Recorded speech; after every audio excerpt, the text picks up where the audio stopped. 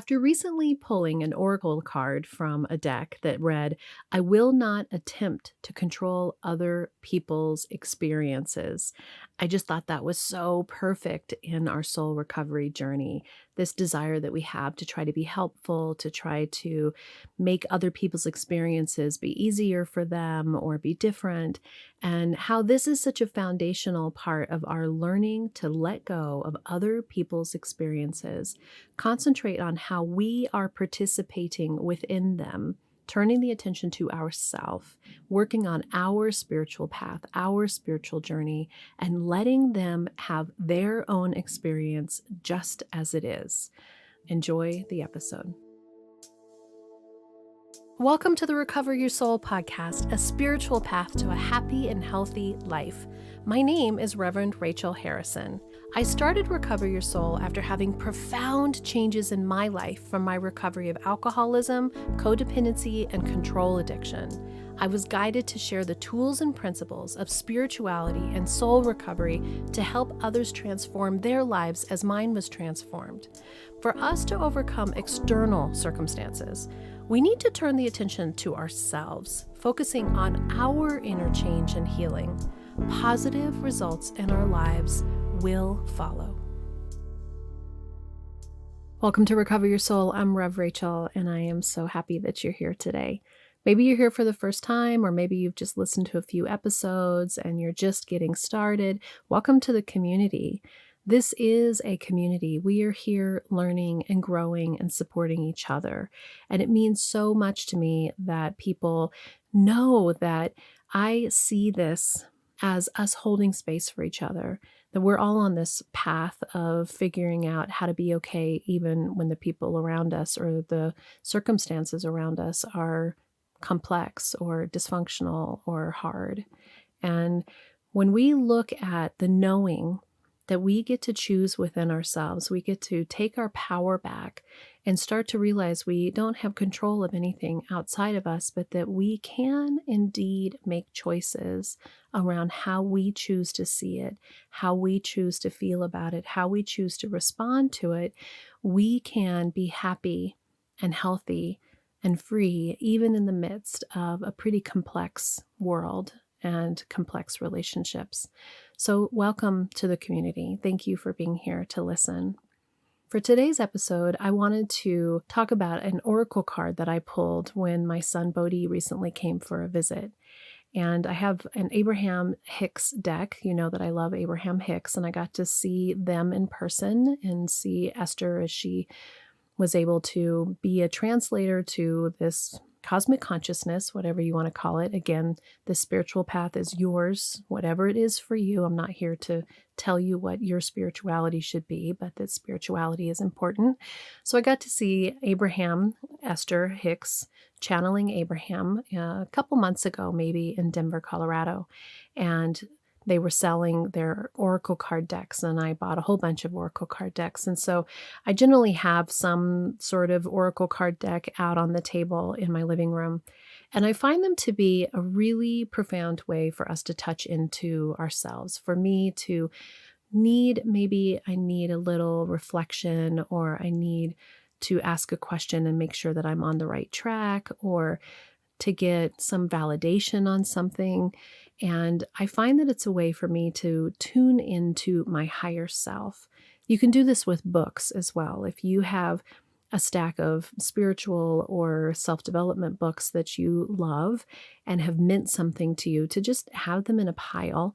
And when you're feeling doubt, or you want an answer to something, or you're asking, how do I connect to higher power to be able to have more clarity about what's going on and what answers I might need. Sometimes I'll just pull out a book and I'll just open it up and start reading and seeing what guidance is being offered.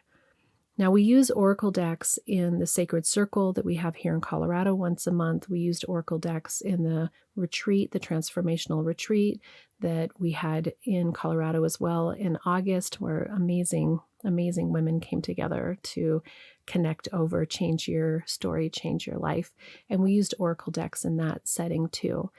It's not something that is woo-woo in the sense of coming from the outside. It's really you speaking to yourself. It's really a way for us to connect to our higher self, to that part of us that is connected to something even greater still. And when I pull these decks or I pull cards, what I'm really looking for is to not have an answer from outside, but an answer from inside. That knowing that we all have already, that intuitive knowing that we have, and how to have more clarity around it. I remember when I came back into the rooms and started my 12 steps again, this time, 5.5 years ago. And I got a new sponsor that was a woman that the church I attended. And she was doing a prayer to get us started in our meeting. And she was the first one who used the words in the prayer, allow the guidance to be clear. That was so poignant for me because I hadn't ever asked for the guidance to be clear and easy to understand. And when I started using those words, I found that the guidance, the intuition, started coming more clearly and easy to understand because I was specifically asking. And in all the spiritual teachings and in the New Testament, it talks about ask and you shall receive.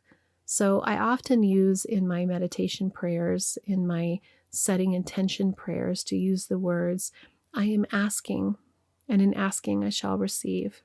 And these requests for clarity, for guidance, for it to be easy, for our way to be made easy, that we are opening and asking, really do allow things to come more easily and open to us, right?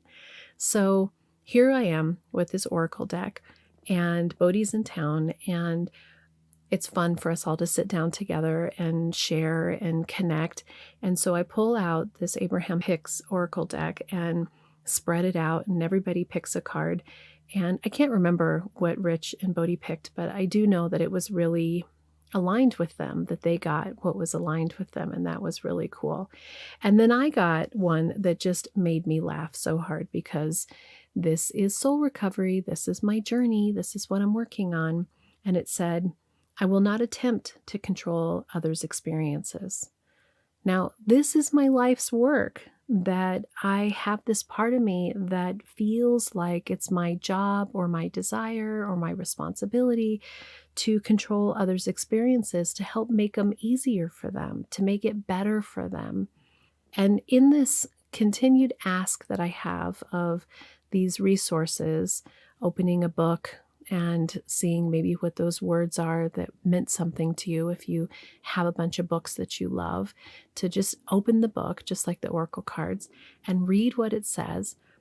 This was so clear. I will not attempt to control others' experiences. And then on the back of the card, it says, rather than trying to control the experiences of all others, which you cannot do no matter how hard you try, instead, intend to control your own participation within those experiences.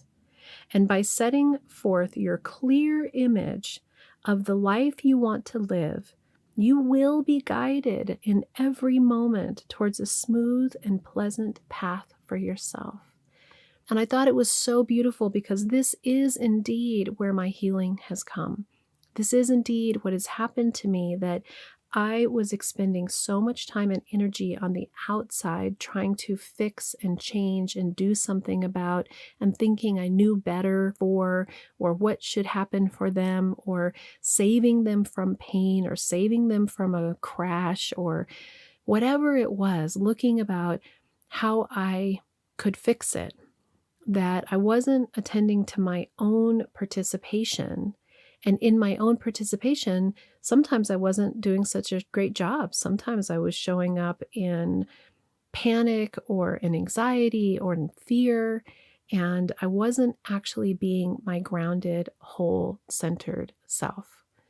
Now, as I'm saying this, the memories that are coming back to me around where this came from in me, this part of me that has learned how to be a codependent, to be a people pleaser, that I believe that my addiction to alcohol really resonated around trying to figure out how to tamper down this real discomfort that I felt in other people's uncomfortable feelings. So much of what we do when we're adults comes from what we learned as children, what our situations were as kids, that we're either learning from those patterns, we're being given belief systems, or that we're in reaction to protecting ourselves from some sort of pain that we have, or that we get rewarded for some type of behavior and we start to really identify with those behaviors and we start to really lean into what those are. So, this controlling other people's experiences came from the fact that from a very early age, I got a lot of praise for being good. I remember situations in my life where it felt like I was actually helping the situation by how I showed up in it. And I was making things different for the people around me by the choices that I made, whether it was fixing something or taking care of something. I'm coming back to this memory of my mom and my stepdad going to Europe, and I was in college by then. So they're in Europe, they're in I think they're in Turkey. And my mom calls, and of course, this is way back before there were cell phones or, whatever it was. So it was a big deal that she was calling me from Turkey. And she called to say that they had been in a subway and that the doors had opened. And in the time the doors opened, there was all this commotion. And a woman with a baby bumped into my stepdad and dropped her keys. And so he bent over to help her pick up her keys. And then handed her the keys, and then right before the doors closed, they popped back out. And then he realized he had been pickpocketed. That was them working together, that this ruse of the person with the baby and the keys, somebody else was behind them that pulled his wallet out of his pocket. And she was calling me to say, I'm not entirely sure what to do about it. Now, my mom's an incredibly intelligent person. She has a PhD in chemistry. She's a scientist. She is incredibly independent.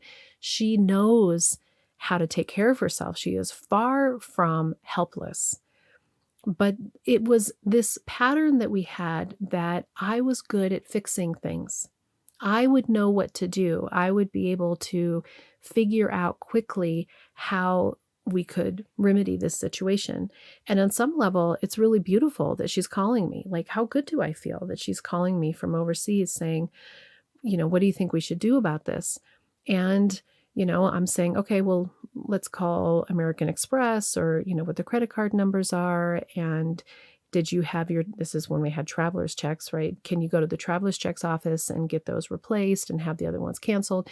Whatever the situation was, but it filled me up knowing that I could fix things. So once you get a dopamine hit of something that feels good, then you want to do more of that. You want to do more of what is showing your ego structure, your identification of yourself. Oh, this is who I am. I'm good at fixing things. I prided myself on being able to take care of things. And again, these personality traits that we have are not to be diminished. This isn't about saying, oh, you shouldn't have had those action steps. What we're learning in soul recovery is we're starting to learn where we got these belief systems and how we're using them in our life and whether we're using them from the healthiest perspective or whether we're using them from what I call under the line into these gray and sometimes dark places that move into codependence, that move into losing ourselves and thinking that the outside world needs to be a certain way or our job is to take care of others in a certain way for us to be okay. And when I look at this way that my life panned out for me that set up these systems for me, of course, this is how this worked. Of course, it set up these systems as an only child and being in this dynamic of a family of parents who were separated when I was 7 and Even with my dad, to be able to go to my dad's house and be able to take care of myself starting at 7 and 8 years old and be independent and be praised for that independence built up this part of myself that said, I know how to do things. I'm good at this. Well, some of these are my greatest personality traits, and I'm so grateful for them. But when I look at this card that says, I will not attempt to control others' experiences, instead, I will control my own participation in those experiences. It is so fascinating how when we just change the perception and the perspective just a little bit and start taking a step back and allowing ourselves to have space to see what other people's experiences are, and some of them are hard, and some of them are really difficult, and sometimes you're watching them as if there is a crash about to happen in their life, and you want to do everything that you can to stop that crash from happening. If you're ready for soul recovery, as a spiritual coach, I can support your healing to help make real changes that will bring you a life of peace, happiness, connection, and abundance. You can also work in smaller groups by taking a deep dive in a Zoom workshop or with me in person at a retreat or an event. Join others on the soul recovery path once a month for the free Zoom support group or daily on the private Facebook page. Visit the website recoveryoursoul.net to book coaching sessions with me or find all the information you need about soul recovery, dates that are coming up, and how to register for those groups and workshops. To support the podcast and the community, check the links in the show notes to make a small monthly donation or a one-time donation of your choice that will make a huge impact to support this community and the soul recovery mission. Together, we can do the work that will recover your soul.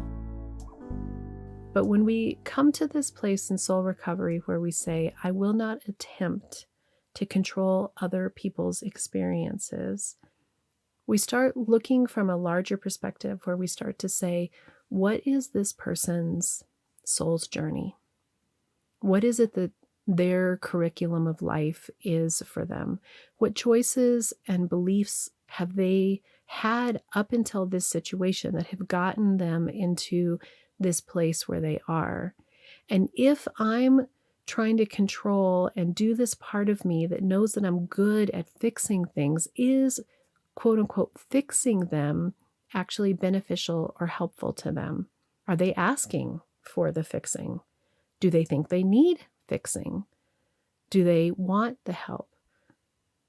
Am I able to come and speak to them and communicate and participate in what's going on for them in a way that they can hear, that is healthy, that is constructive, that is kind? Will I come in my flurry of wanting it to be different and say things in a way that will make it so that they're defensive, or it shuts them down, or it makes them run to their way of soothing themselves, maybe their addiction, even harder because it just flames their shame? Those are the parts of us that start to say, is my attempting to control their experience actually making that experience worse? Or is their experience just what it's supposed to be? So our participation in how we see it can allow us to turn the attention to ourself and start to look at those parts of ourself that says, why do I want to fix it? Why is this hurtful to me? What's going on here that I want to make different? And what is it in me that I'm really protecting? What is it in me that I want to see it be different? Can I sit in the discomfort? Can I own my own feelings? Do I even know how I feel? I was talking to one of my son's friends today, and we were talking about how sometimes it's easier to put all the attention on somebody else than it is to put the attention on ourselves and what's going on for us. That fixing or helping somebody else that we love seems like where we want to put our energy, but when we do that, we're actually diminishing our own power in our own lives. The truth is, we only have so much energy to expend. Bandwidth is a way that we can say it now, that's a term that's used for how data is processed. There's only so much bandwidth. And if you have a certain amount of energy and you're expending that energy elsewhere to where you actually are powerless, you don't have control. And step one of soul recovery is we're powerless over every single thing outside of ourselves. And our desire to control people, places, and things is causing us pain and suffering. If we don't have control of anything outside of ourselves, but that's where we're putting our energy in our attempt to control other people's experiences, we're actually giving them our power. We're giving away the one place that we have some control in ourselves. So the second part of this says, setting forth a clear image of the life you want to live. You know, most people, when asked what they want, they'll say they want to be happy. They just want to be happy. And then you ask them, what does happiness look like?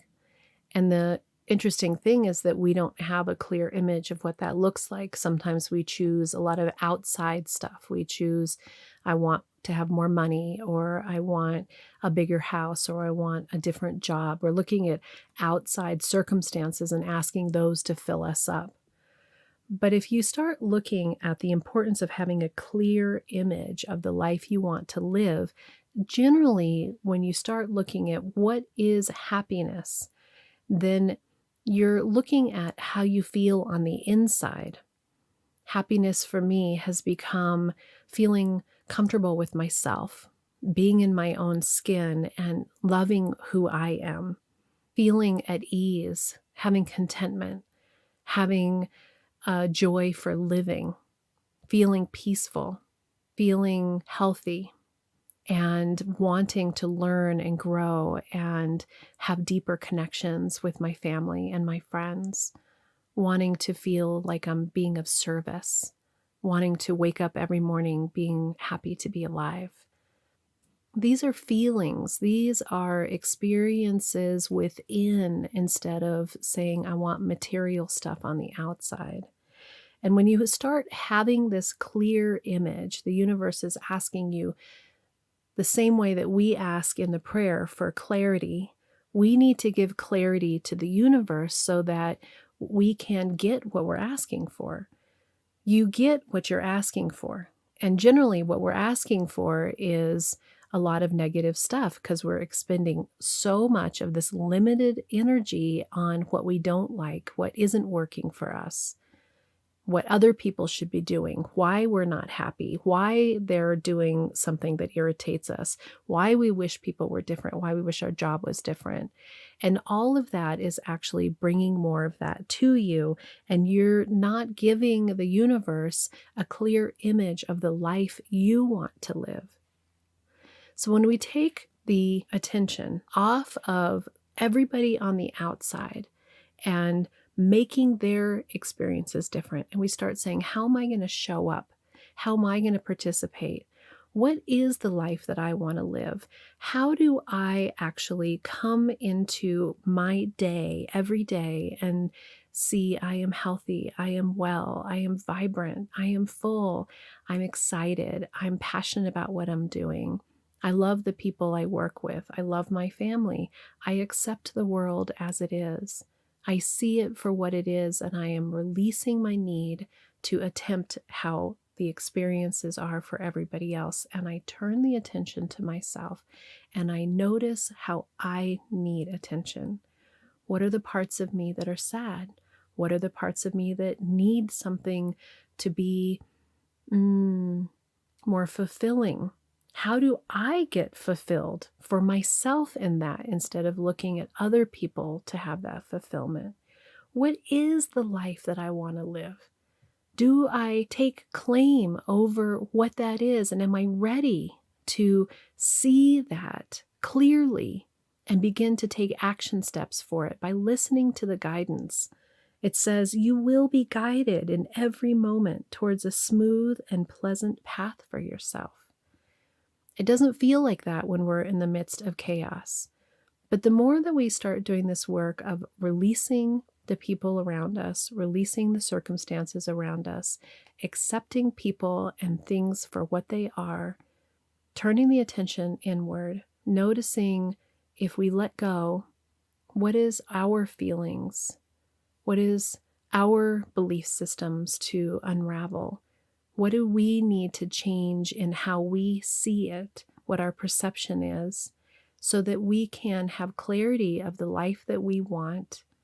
We can start moving towards the life that we want, start moving towards healthier relationships, start moving towards a career that is going to fill you up, start moving towards abundance, moving towards health, moving towards joy, having gratitude in your life, changing what you put your energy into. Your thoughts are so powerful. And letting go of the need to attempt to change other people's experiences. So I know that the universe will continue to speak to me, and I am grateful for this clear guidance that I ask for, and I am asking, and in asking, I am receiving. And I continue to just be so amazed at how I lived in such anxiety. I was at a level 8 to 10 anxiety on a daily basis. I was on medication. I was medicating myself with drugs and alcohol. I was in a place where my bandwidth was expended on seeing what wasn't working and how I wanted others and situations to be different, and trying to control everything around me to be helpful so that it could calm down. So if they could calm down, I could be better. And now I look at these last 5.5 years of accepting things and people and circumstances for exactly what they are. Looking at myself. What is my participation in myself? Noticing when I get rehooked, being kind to myself when I get rehooked, looking deeper into me and what my fears are, bringing light into my own subconscious, listening to my inner guidance, doing my spiritual practice, talking to people who can help me through and help me see it in a new way and not stay in my old thinking that's complaining and wishing everything was different, and loving myself. And my anxiety level on a daily basis, I'm going to say it's a 1. It hasn't completely gone away. Sometimes I feather up to a 4, and then I ask myself, ooh, what's going on? How can you take care of yourself? But I am no longer this ball of stress energy that I used to be, that was attempting to control everything and everyone's external circumstances. Thank you for being on this journey with me again and listening to this episode. I hope it provided you with some tools, some spiritual practice tools in your soul recovery journey. I'm always here to help. If you would like support on doing the 9 steps of soul recovery and looking at those under beliefs, those patterns, and how to truly let go of the people and circumstances around you, book a coaching session with me and we can get started together. Until next time, namaste. Thank you for listening to this episode of the Recovery Soul podcast and being part of this amazing and growing community. If you loved this episode and you want even more, there is a bonus episode with even more content every Friday. This is by subscription. You can access that by being a Patreon member, and there's 3 tiers of giving of your choice, or an Apple Podcast subscriber. Once you have subscribed, you have access to a whole back catalog of episodes as well. If you would go to the website, recoveryoursoul.net, and I would love for you to subscribe to email updates so that you can keep posted with everything that's going on, different events, what dates are coming up, any reminders. There's only a couple emails each month. I hope you follow Recover Your Soul on social media. You can find us on YouTube, Instagram, Facebook, the private Facebook community page, TikTok, and if you want guided meditations, look for Reverend Rachel Harrison on Insight Timer. I really encourage you to take advantage of the one-on-one coaching. This is a unique, intuitive connection between the two of us. There are 9 steps to soul recovery, and I do use those 9 steps to loosely guide us through whatever your coaching that you need. But really, it's about creating a way for you to feel comfortable around your healing of your past, looking at the situations in your life. What are the patterns? What are the beliefs that are holding you back? Breaking free from those patterns, breaking free from those beliefs, letting go of control, letting go of the people around you, and taking your power back. Discovering who you are and who you want to be in the world and how I can support you to do this. And also, you're sharing this podcast with your friends, putting 5 stars, leaving reviews, really sharing this with others is growing the community. Thank you for being part of this community. Thank you for supporting Recover Your Soul. And I know that together we can do the work that will recover your soul.